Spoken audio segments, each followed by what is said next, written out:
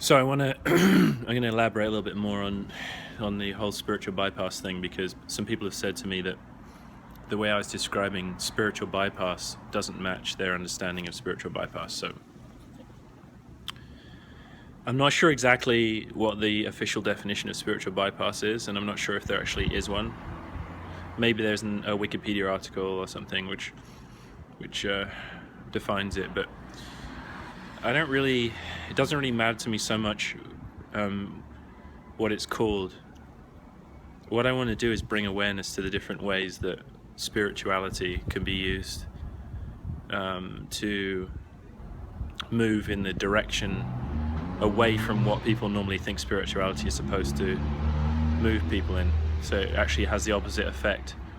So for example, I mean, there are so many different ways, right? So one way is you get people who have a personality style that's conflict avoidant, right? So their personality fixation is to be conflict avoidant. This is a way that they identify, or they've created a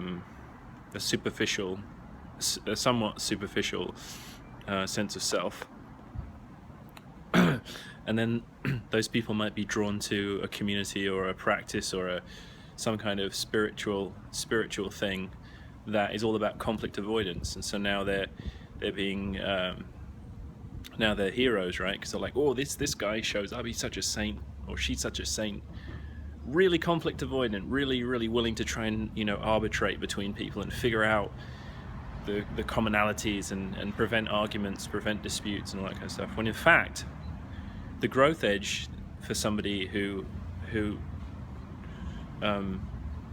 always goes to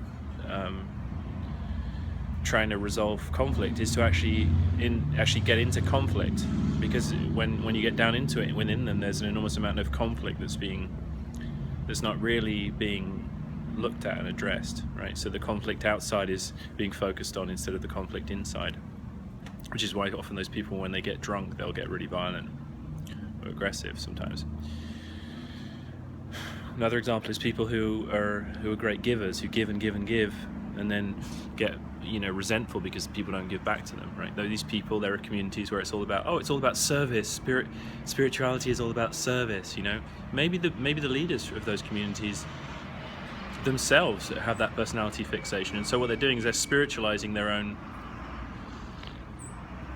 kind of restrictions or limitations. They're spiritualizing their own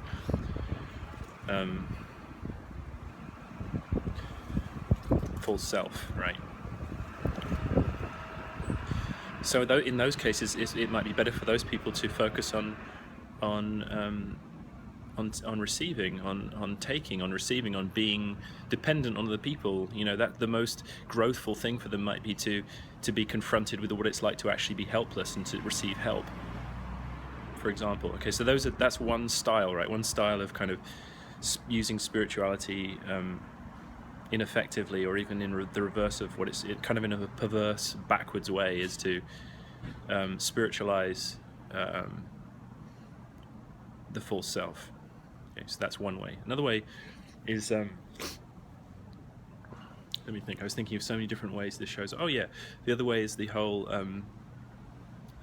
the doctrine thing. Like, oh, I'm going to walk around like almost like a living pattern matcher, looking for certain phrases and words. Like if you say the word anger to me, right, then because I'm part of Thich Nhat Hanh's, I don't want to single out Thich Nhat Hanh, I don't even know if that's how you pronounce his name, but I'm just picking a random thing, okay?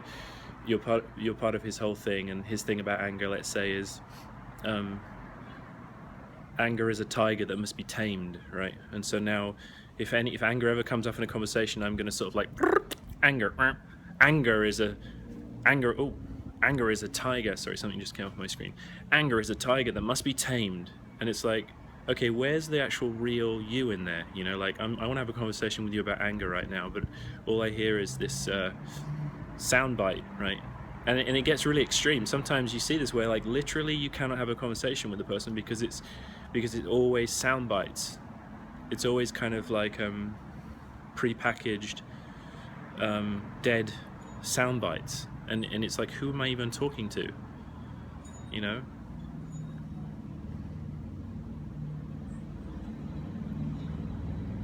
So that's another one.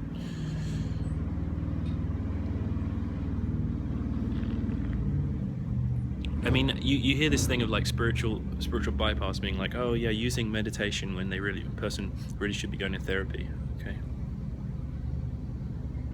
I actually think that's less of a common thing, unless someone's really not meditating properly. Like, let's say that they're sitting there and they're just like thinking about stuff the whole time, or they're like zoning out in some way, so they're not actually witnessing themselves internally. They're actually just going off into some la la land and saying, oh, I'm meditating right now, I meditated today, and really they were just doing what they normally do. They were just doing it kind of even more effectively than they normally do, like zoning out, perhaps. Maybe that happens more than I'm aware of. I don't know. I mean, I'm aware of people who apparently meditate who don't seem to have any significant change happening in their lives or in themselves, and so perhaps those people are doing that. Yes, I mean, I think that's what people were saying. Some folks, Donnie and someone else, some people were saying where this definition of spiritual bypass has been kind of like using spiritual practice to avoid emotional pain, perhaps, or emotional kind of human stuff.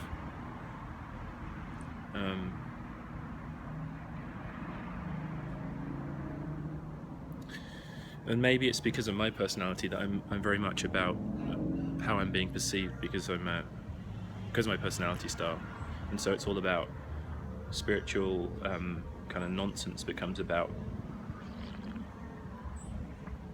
how it becomes a thing about how I'm perceived, and that I'm using the right language, and then I'm sort of putting on a show. I mean, when I see people, kind of this whole thing about people who walk around saying, oh, joy, it's so much joy, and you look at them and they're obviously seething with anger. I don't know if they're using the thing of saying so much joy to avoid feeling or acknowledging the anger, or whether they actually know they're seething with anger and they yell at their spouses and stuff, but on the outside they have to present themselves as spiritual to kind of be winning the game, right? Winning what fucking game? You know what I mean? Like, what game are you actually winning? But like, if you're not happy, you're not happy. You should probably go somewhere or do something that's actually more useful for you. But I mean, I've seen that. I've seen people who are like really, really aggressive, angry, nasty, pretty hurtful, harmful people who